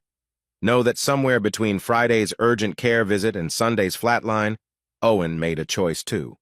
Chose to stop fighting. Chose to let go. Chose to leave me as thoroughly as I'd left him. The house is dark now, empty. I sit where Owen sat a week ago, maybe feeling his chest tighten, maybe knowing what was coming. Did he think of me at the end? Or had I already become past tense, a story he used to tell, a woman he used to love? I'll never know. That's my punishment, not the empty house or the funeral I couldn't attend or the money I won't inherit. It's the not knowing. The questions that will eat me alive. Did he die hating me? Did he die forgiving me? Did he die still hoping I'd call? The live stream is archived. I could watch his funeral again, torture myself with hymns and eulogies and the empty space where I should have been. Instead, I pull up Owen's last text. "Thai food tonight? The usual place?" Such a nothing text. Such an everything text. I type a response he'll never see. "Yes. Thai food sounds perfect. I'll be home by 6. I love you." Send. Message failed to deliver. Of course it did. Owen's phone is evidence now, or canceled, or in Felix's drawer of things too painful to deal with. My message bounces back to me, undelivered and unwanted, like everything else I have left to give. Outside, Houston thrums with life. Inside, I sit in the dark with my failed message and my empty glass and my blocked number, waiting for a call that will never come from a man who'll never again ask about Thai food or anything else. This is what I chose. This is what I earned. This is what remains. My phone buzzes at 6 a.m. Friday, 2 weeks after Owen's funeral. Caleb's name lights up the screen the first time he's called since I texted him from the airport that Owen was in the hospital. I let it ring, then the texts start. Quinn, we need to talk. I heard about Owen. I'm so sorry. Are you okay? Please call me. It's important. I'm sitting in Owen's chair wearing his Astros hoodie, staring at bank statements that show exactly how fucked I am. No job, no savings, a mortgage I can't afford alone. The doorbell rings. Shit. I know it's him before I even look through the peephole. Caleb stands on my porch in his usual CEO uniform designer jeans, black t-shirt that costs more than groceries, that concerned face he uses in all-hands meetings when announcing layoffs. You look terrible, he says when I open the door. My husband died while I was fucking you. How should I look? He flinches. Good. Can I come in? No. Quinn, please, 5 minutes. He glances around like the neighbors might be recording. They probably are. It's about work. I haven't been to work in 2 weeks. That's what I want to talk about. He shifts, and I notice the folder in his hand. There are some. Concerns. I laugh. Actually laugh. Concerns? My husband is dead, Caleb. I know. I'm sorry. But we need to discuss how we handle this going forward. Handle what? He holds up his phone, shows me an email thread. The subject line. New Orleans conference inquiry. HR got a call. Someone asking about our trip. What trip? You mean the leadership retreat? I put air quotes around the words. Watch his jaw tighten. Don't. His voice drops. Not here. Then where? Your hotel room? Your office after hours? Another conference that doesn't exist. Quinn, get off my porch. The photo, he says it fast, desperate. From Finn's bar, it's circulating. Someone connected it to your situation. If this gets out, if what gets out? That you fucked a married employee? That I blocked my dying husband to spend a weekend in your bed? Mrs. Chen opens her front door, waters her plants with obvious interest. Caleb notices, lowers his voice. I'm trying to protect you, he hisses. Bullshit! You're trying to protect yourself! Both of us! He pushes the folder at me. Look at this, please. I take it. Inside, printed emails, screenshots, a draft press statement. My stomach turns as I read his proposed narrative. Quinn Hayes attended a legitimate business conference. Any suggestion of impropriety is false. The timing with her personal tragedy is purely coincidental. You want me to lie? I want you to be smart. He steps closer, and I smell that cologne that used to make me dizzy. Now it makes me sick. We were on a work trip, nothing more. If anyone asks, I won't lie about this. You already did, for months. The words hit like a slap. He's right, which makes it worse. Owen's brother saw the photo, I say quietly. His attorney has it. Half of Houston probably knows by now. Only if you confirm it. Caleb pulls out another paper, my resignation letter, pre-written. Sign this. Cite personal reasons. I'll ensure 6 months severance, full benefits extension. We part ways cleanly. And if I don't? His face hardens. Then I'll have to protect the company. Your performance reviews will reflect the truth-missed deadlines, inappropriate conduct, violation of our ethics policy. You're threatening me. I'm offering you a soft landing. He glances at the Chen's security camera. Take it, Quinn. Owen's gone. Don't lose everything else, too. My phone rings. Unknown number, but I recognize the area code Finn's bar. I need to take this. I start to close the door. Caleb blocks it with his foot. The statement. I need an answer. Move your foot or I'll call the police. He stares at me, and for a second I see what Owen must have seen in that Instagram photo. The casual intimacy, the obvious connection, the betrayal written in body language. You have until Monday, he says finally. After that, I protect myself. I slam the door, answer the phone. Hello? Quinn? It's Finn. From New Orleans? His voice is young, nervous. I'm sorry to call, but there's been some guys here asking questions. What kind of questions? About that weekend. About you and that tech guy. They said they were from HR, but... He pauses. Look, I don't want trouble. I just pour drinks, but they're pushing pretty hard for details. Did you tell them anything? Just that you were guests. But they had that photo I posted. Wanted to know about timestamps. Whether I saw you two together outside of conference hours. Conference hours. Even Finn knows there was no conference. I'm sorry. I say. I never meant to drag you into this. It's cool. I mean, it's not, but I heard about your husband. That's rough. Yeah. So what do you want me to say, if they come back? I think about Caleb's folder, his threats, his soft landing. Then I think about Owen's video. Just try not to hurt anyone else finding it. Tell them the truth, I say. You sure? Your boy seemed pretty keen on keeping things quiet. Called here yesterday, all lawyer speak and warnings. He's not my boy. Never was. I lean against the door, exhausted. Just tell the truth, Finn. Whatever happens, happens. All right. And Quinn, I really am sorry about everything. After I hang up, I text Esme. Caleb's threatening me. Can you come over? Her response is immediate. On my way. Don't sign anything. I make coffee, pull up my work emails. 2 weeks of messages, mostly concerned colleagues, a few client questions, and buried in the middle calendar invites from Owen dated 3 months ago. Couples therapy appointments with someone named Luna Chen. Shit, can't use Chen. Luna Martinez. Every Thursday evening, starting in January, I declined them all without reading. Too busy, too much work. Too deep in my affair to face fixing my marriage. Another text from Caleb. I'm trying to help you. Don't be stupid. I forward it to Esme, then open Owen's video again. Watch him in his truck, tired and hurt, but still loving me. Still trying to protect me even as I destroyed us. I'm going to tell the truth, I say to his frozen face. Finally. Esme arrives with her war face on, reviews Caleb's papers, takes photos of everything. This is attempted coercion, she says. Maybe witness tampering if we can prove he contacted Finn. Definitely violations of labor law. I need the money. The house. You take his deal, you're trapped. Any future employer calls for references, he owns your story. Plus, Texas is an at-will state. But firing someone 2 weeks after their spouse dies? While threatening them? That's lawsuit territory. I can't afford a lawsuit. You can't afford not to fight this. She pulls out her laptop. First, we document everything. Every text, every late-night meeting, every receipt from New Orleans. Then we go to his board. The board? Caleb Armstrong isn't just some middle manager. He's the CEO of a company with investors, shareholders, people who care about liability. You think they want this scandal? So I'm the scandal now. No. Esme's voice gentles. You're the widow who made a mistake. He's the CEO who fucked an employee, then threatened her when her husband died. See the difference? I do. And for the first time since landing at Hobby Airport, I feel something other than grief and guilt. I feel angry. What do you need from me? Everything.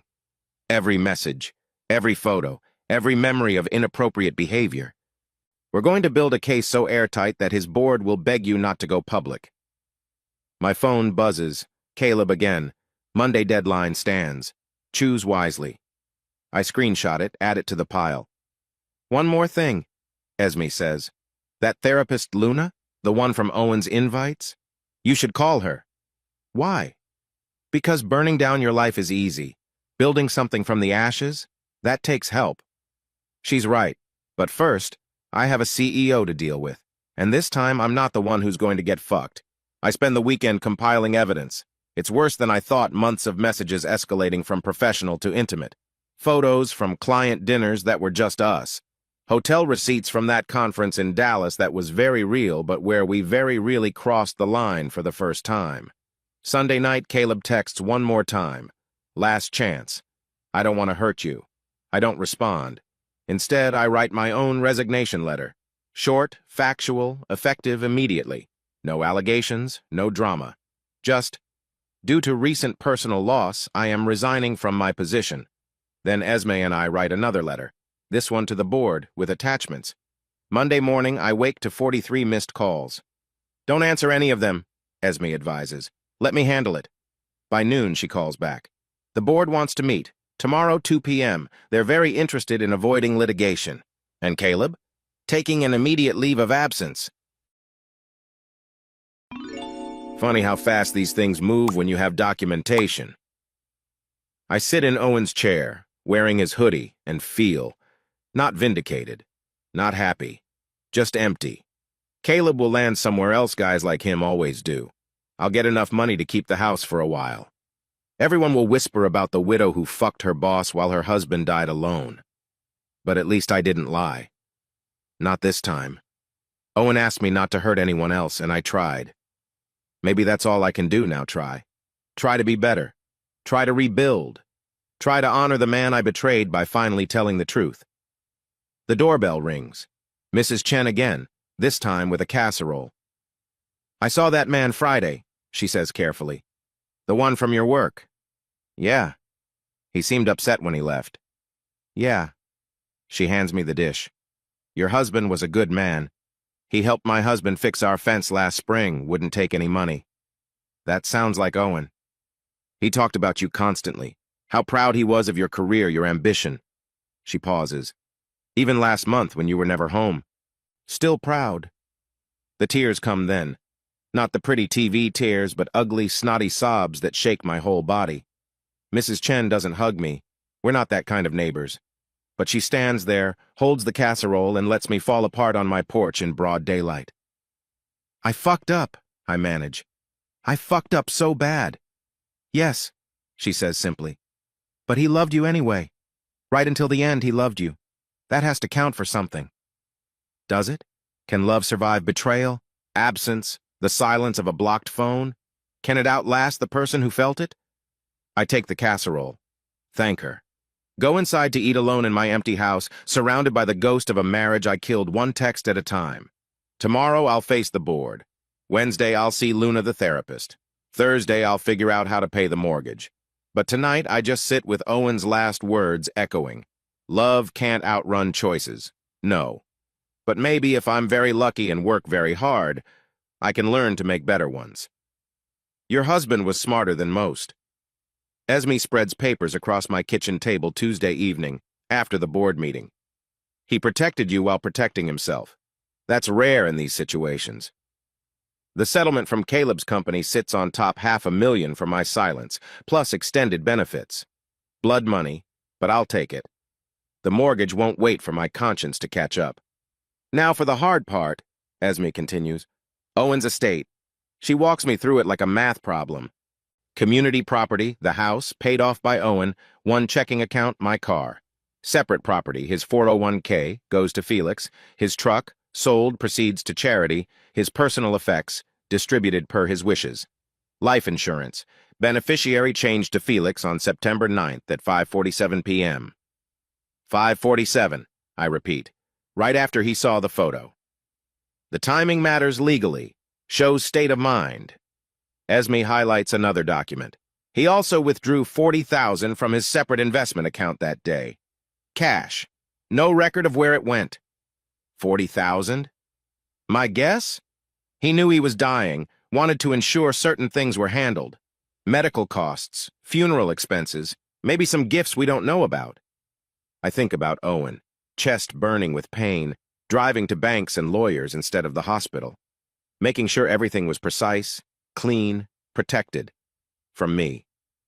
There's more, Esme says. I pulled property records. That house renovation you did last year? The $60,000 kitchen? Owen insisted. Said we deserved nice things. He paid for it entirely from his separate property. Legally, that makes it a gift to the community, which means he gave me a $60,000 kitchen while I was starting my affair. The timing is unfortunate. Unfortunate. Like rain at a picnic. Like traffic on I-45. Not like betraying your husband while he literally rebuilt your home. A knock interrupts. I open the door to find Axel Morrison himself, looking less polished than in his office. Tired. Human. Ms. Martinez? He nods to Esme. Mrs. Hayes, may I? My client doesn't. Esme starts. It's okay, I say. Something in his face. Come in. He sits carefully, pulls out an envelope. Owen left instructions for certain items to be delivered after the funeral. This is the last one. Inside, a single key and an address I don't recognize. Storage unit, Axel explains. Owen rented it in June. Paid through next year. Whatever's in there is yours. He was very specific about that. Why didn't you mention this before? Because I was instructed to wait until you'd made certain decisions, signing the resignation, accepting Felix's terms, not fighting the will. He almost smiles. Owen said you'd fight if cornered, but make the right choice if given time. He was correct. He usually was. I turned the key over. Do you know what's in there? No, but he visited it regularly. The facility has him logged in 8 times between June and September. After Axel leaves, Esme and I sit with the implications. A storage unit I knew nothing about. Visits that corresponded with his cardiac episodes. More secrets in a marriage I thought was just boring, not broken. Want me to come with you? Esme offers. No. This one I need to do alone. Wednesday morning, I drive to the address, a climate-controlled facility in Spring Branch. Unit 247. The key turns easily. Inside, boxes. Dozens of them, neatly labeled in Owen's handwriting. Wedding. Vacation 2019. Quinn's promotion. First house. Our life, archived and organized, while I was busy erasing it. I open wedding. Photos I haven't seen in years. My dress receipt he'd saved, the Willie Nelson CD we danced to. A note on top. Remember when we couldn't afford a real DJ? Still the best money we never spent. Another box. IVF. The paperwork from our 3 failed attempts. The journal I kept. The onesie we'd bought in hopeful stupidity. His note. Not our fault. Never your fault. Would have been lucky to have you as their mom. Box after box of memories. Report cards from my night school MBA he'd supported. Tickets from every Astros game we'd attended. The receipt from the breakfast taco place where we'd had our first date. All of it preserved, cataloged, saved, in the back. Newer boxes. June 2022 diagnosis. His medical records, copied and filed. The cardiac episode I never knew about. The recommendations he never shared. The prescriptions he filled without telling me. July 2022 planning. Financial documents, insurance forms, detailed instructions for Felix. Every scenario planned for, every asset protected, every decision made to ensure I'd be okay. Without him. August 2022 trying. Restaurant reservations we never made because I was working late. Couples therapy brochures. A draft email to me, never sent. Quinn, I know something's wrong. I know you're slipping away. Please talk to me. Please come back. I'm running out of time. Running out of time. He knew in August. Knew his heart was failing, knew I was cheating, knew we were ending. And still he collected our memories, paid off our house, protected my future. The last box. September 2022. Goodbye. I sit on the concrete floor, hands shaking. Inside, his wedding ring, the one missing from his personal effects. A USB labeled for Quinn only if ready. And a letter dated September 9th, 11 p.m. My love, if you're reading this, then you found the unit and hopefully some peace. I'm not trying to hurt you with these boxes. I just needed somewhere to put our life while I watched it end. You'll wonder why I didn't tell you about my heart. Truth? I was going to. Had a whole speech planned for after your Dallas conference in July. But you came home different. Distant in a way that had nothing to do with work and everything to do with whoever was making you smile at your phone. I could have confronted you. Should have, probably. But I was tired, Quinn. Tired of being the only one holding on. Tired of pretending we were okay. Tired in my chest in ways that had nothing to do with my failing heart. So I started planning instead. Made sure you'd have the house, made sure my debts were clear, made sure you'd be okay without me. Because even as you were leaving and you were leaving, we both know that I still loved you, still wanted to protect you, still hoped you'd come back. The storage unit was my place to grieve while still breathing. Every box a goodbye to something we'd never be again. Every visit a little funeral for the life we'd built. I'm not angry anymore. Wasn't even angry when I found that photo. Just sad. Sad that we'd become strangers. Sad that you needed to be someone else to feel alive. Sad that my heart couldn't hold on long enough to maybe fix us. Use the USB when you're ready, or don't. Live in the house or sell it. Keep these memories or let them go. All I ask is that you remember. We were real. We were good. We just lost our way. Forever your husband, even now. Owen P.S. Check the wedding box again. Bottom left corner. You missed something. I dig through the wedding box, find a small velvet pouch. Inside, the earrings I'd worn at our wedding, my something borrowed from his mother. And a receipt from last week he'd had them cleaned and appraised. For me. Dying. betrayed, alone, and he was having my earrings cleaned. I sit in that storage unit surrounded by the archaeology of our marriage and cry until I can't breathe. Cry for the man who loved me enough to archive us. Cry for the woman who threw it all away. Cry for the life in these boxes that I'll never get back. When I finally leave, I take only 3 things: the letter, the USB, and the wedding photo he'd framed and placed in the first box. The rest stays for now, waiting like he waited, patient and organized and ready whenever I am. At home, I call Luna Martinez. The therapist, Owen, had tried to book for us. "I'd like to make an appointment," I say when she answers. "Of course. Are you looking for couples or individual therapy?" "Individual. My husband died." "I'm so sorry. When would you like to come in?" I look at the calendar. All those Thursday evenings Owen had tried to reserve, now empty of everything but regret. "Thursday," I say. "Any Thursday, all the Thursdays." "We can start tomorrow," she says gently. 2 p.m.? "Yeah, okay, good." I hang up and text Felix. "Found the storage unit." He responds immediately. He spent hours there, said it helped him think. "Thank you for not fighting me on the will." He wouldn't have wanted that. No. He would have wanted us to try therapy in January. He would have wanted me to come home for dinner. He would have wanted a lot of things. He wanted you to be happy, Quinn, even at the end, especially at the end. I put down the phone, pick up the wedding photo. 26 and 30, so young, so sure we'd figured it out. Owen in his grandfather's suit, me in a clearance dress, both of us grinning like we'd won the lottery. We had. We just forgot to check the ticket. Tomorrow I'll see Luna.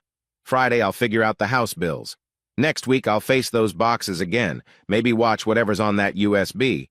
But tonight, I prop our wedding photo on the kitchen counter and eat leftover Chinese from containers, like we used to when we were broke and happy and too in love to know how easily love breaks. "I remember," I tell his frozen smile. "We were real. We were good. We just lost our way.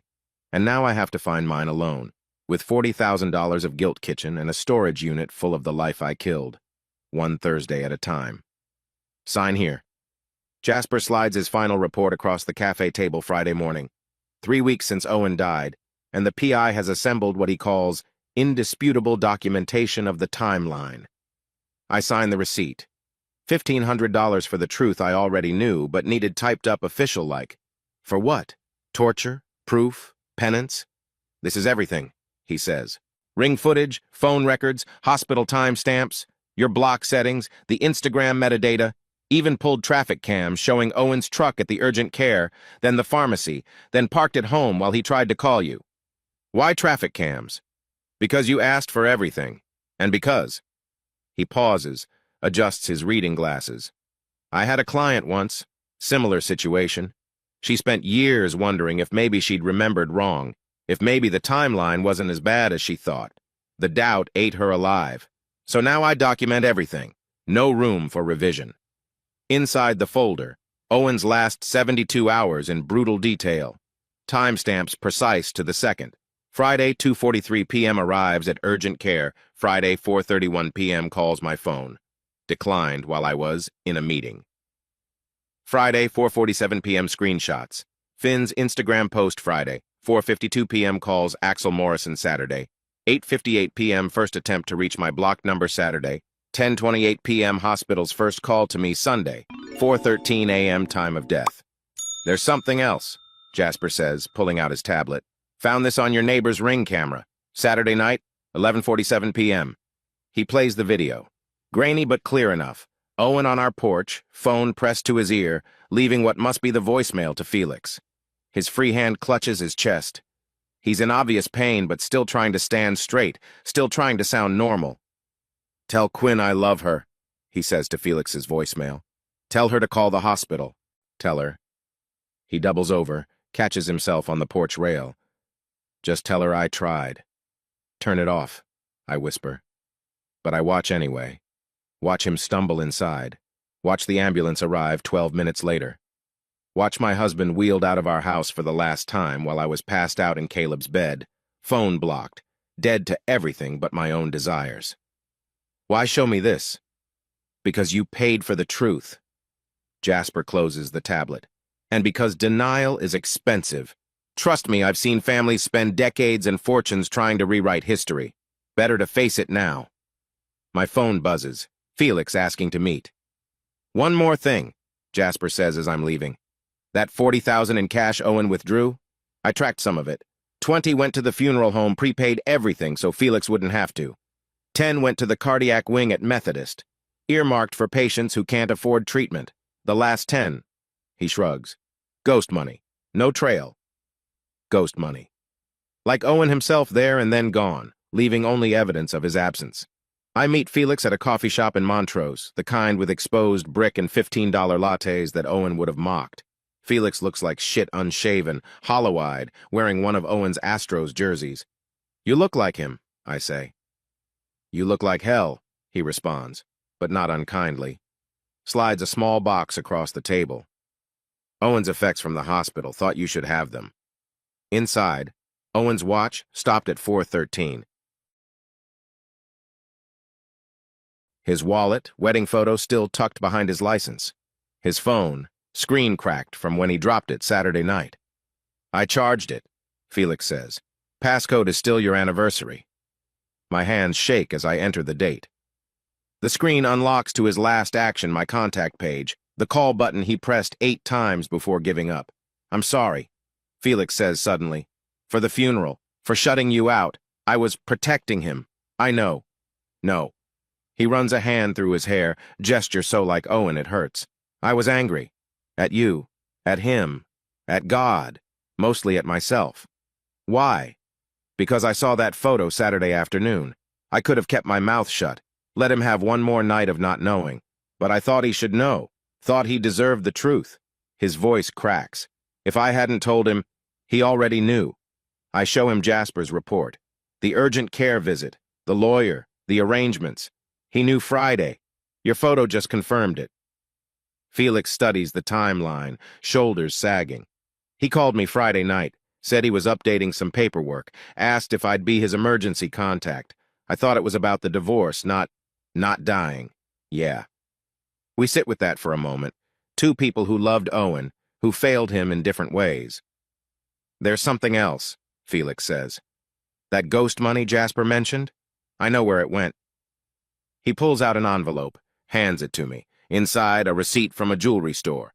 $10,000 paid September 9th for a ring. An engagement ring? Anniversary band. He showed it to me Friday night. Felix manages a sad smile. Said he knew you were having an affair, knew you were probably leaving, but wanted to be ready if you came back. Just in case she remembers why she loved me. The coffee shop blurs. I think about Owen dying, heart and all. Buying me a ring I'd never see for an anniversary we'd never celebrate. Where is it? Safe deposit box. Different bank in your name. He set it up that Friday. Felix slides another key across the table. PIN is your first date, month and day, then year. Why didn't Axel mention this? Because Owen used the cash. Off the books, he said. Felix pauses.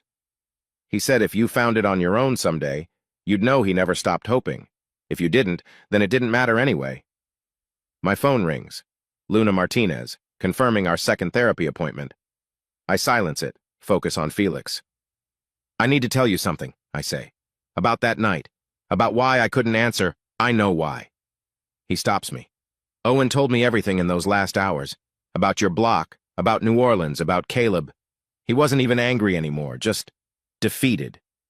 I'm sorry. I know you are. Doesn't fix anything, but I know. He stands, pulls on his jacket. I'm keeping the house on the market, letting the estate settle. After that, he shrugs. Maybe we can have coffee again, maybe not. Time will tell. Felix? I call as he's leaving. The voicemail. Do you still have it? He turns back, something shifting in his face. Yeah. Can I? Would you send it to me? Why? So you can torture yourself more? So I can remember. Good and bad, all of it. I owe him that much. Felix considers, then forwards the message. I don't play it, not here, not with witnesses. But I save it, add it to my growing collection of last words and final moments. At home, I spread everything out like evidence in a murder trial. Jasper's report, the hospital effects, the jewelry receipt, the storage unit key, the USB I still haven't watched, all the pieces of Owen's last days, documented and verified and real. No room for revision, like Jasper said. No chance to pretend I was at a real conference, that Owen's death was sudden and unexpected, that I couldn't have changed things if I'd just answered my fucking phone. I pick up Owen's phone, scroll through his texts. His last message to me sits unsent in drafts typed Saturday night around 10 p.m. Quinn, I'm at the hospital. Please call me. Please. I'm scared and I need to hear your voice. I don't care about the photo or Caleb or any of it. Just please come home. Please answer. I love you. He never sent it. Pride, maybe. Or knowing I'd blocked him. Or just too tired to keep begging for what I wouldn't give. I forward the draft to myself, add it to the collection. Then I call the second bank, make an appointment to access the safe deposit box. Not today, I can't handle seeing that ring today. But someday, when the grief settles into something manageable, my laptop pings. An email from Caleb's company, the board's official statement about his voluntary leave of absence and leadership transition. No mention of me, of course.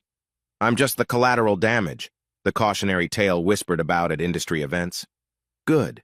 Let them whisper. Let everyone know what I did, what it cost, what remains.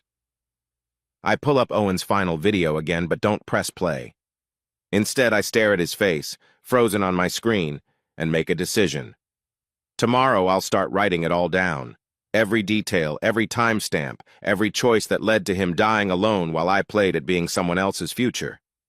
I'll write it true and ugly and complete. Not for forgiveness that's not mine to grant. Not for sympathy I deserve none. But for the record, for anyone else standing at the edge of an affair, thinking it's just a weekend, just a secret, just a little escape from ordinary life, so they know. Your husband might be dying while you're blocking his calls. Your last chance might come at 10:28 p.m. on a Saturday while you're in someone else's bed. And all the documentation in the world won't change the fundamental truth: love can't outrun choices. But the evidence of those choices? That lasts forever. Time-stamped and verified and impossible to deny. Just ask Jasper. He's got the receipts. 6 months later, I'm standing in a VFW hall in Pasadena, watching a 70-year-old veteran named Tommy teach a 10-year-old girl to tie a royal wolf, Owen's favorite fly pattern. See there? Tommy adjusts her grip on the thread. Your daddy probably used this same pattern. Good for bass in the ship channel. The girl Maya lost her father in Afghanistan, nods seriously, and wraps the thread exactly as shown. Across the room, 8 other kids practice with their mentors. Owen's donated equipment spread between them. You came back, Tommy says to me during break. He's the coordinator here, the one I met when I first dropped off Owen's gear in October. I said I would. People say a lot of things. He pours terrible VFW coffee into styrofoam cups. How you holding up? Thursday to Thursday. He knows what that means. We've talked about grief, about the weight of choices, about living with permanent regret. Tommy lost his wife while he was deployed, not the same, but close enough to understand. I have something to ask you, I say, about the program. That evening, I'm home drafting a proposal when my phone rings. Finn from New Orleans, the bartender whose photo started the avalanche. Hey, Quinn. Hope it's okay I'm calling. It's fine. What's up? I wanted to say, well, I got your letter. And the check? I told you not to. It's not charity. It's an apology. I'd sent him $500 last month, trying to make amends for dragging him into our mess. He'd returned it. I'd sent it again with a letter explaining why I needed him to take it. Well, thanks. I'm using it for my nephew's school stuff. He pauses. And I wanted you to know that HR thing worked out. They backed off after your boss left. He wasn't my boss, wasn't my anything. Just the man I destroyed my life for, but I don't say that part. Right, anyway. You doing okay? I'm doing better. Good. That's good. And Quinn? What you wrote about not blocking the people who love you? I screenshot that part. Sent it to my sister. We'd been fighting about some stupid shit, and, well, it helped. So thanks. After we hang up, I sit with the strange comfort of unintended consequences. My worst mistake helping someone else avoid theirs.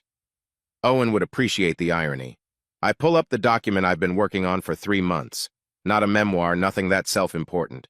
Just the story, told straight. Posted on Medium, Reddit, anywhere people might see it.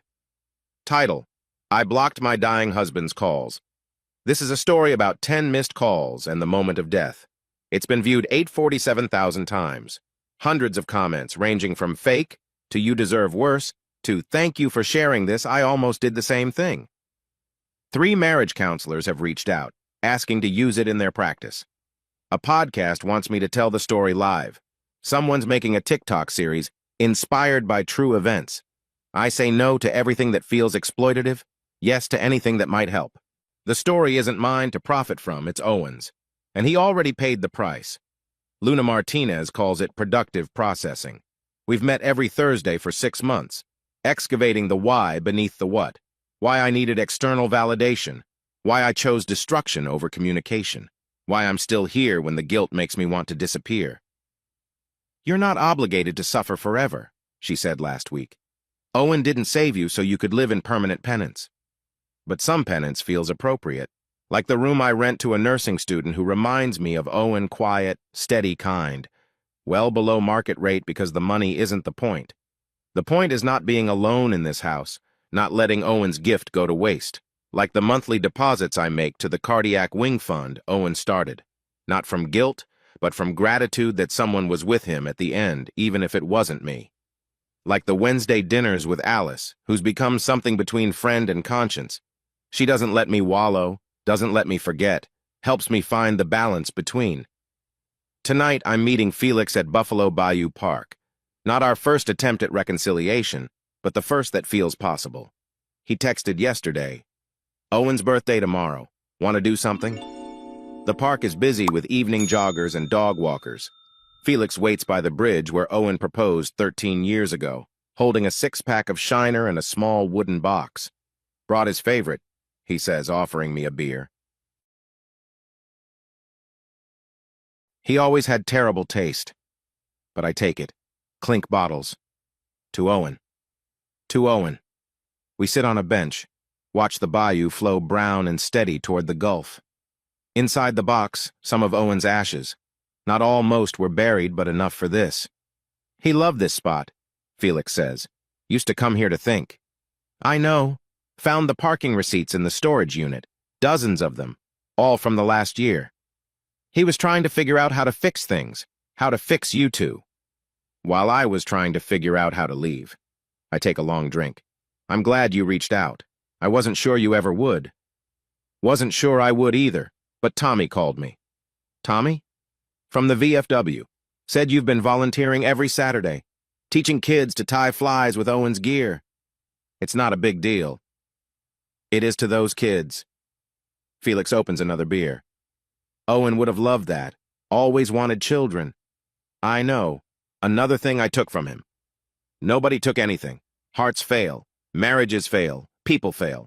It's what we do after that matters. We sit quietly, finishing our beers. Then Felix opens the box, holds it out to me. You should do this, he says. No, you're his family. So were you. For 12 years, you were his family. The affair doesn't erase that. The ending doesn't invalidate the beginning. I take the box with shaking hands, stand at the bridge rail where Owen knelt with a pawnshop ring and a speech about building a life together.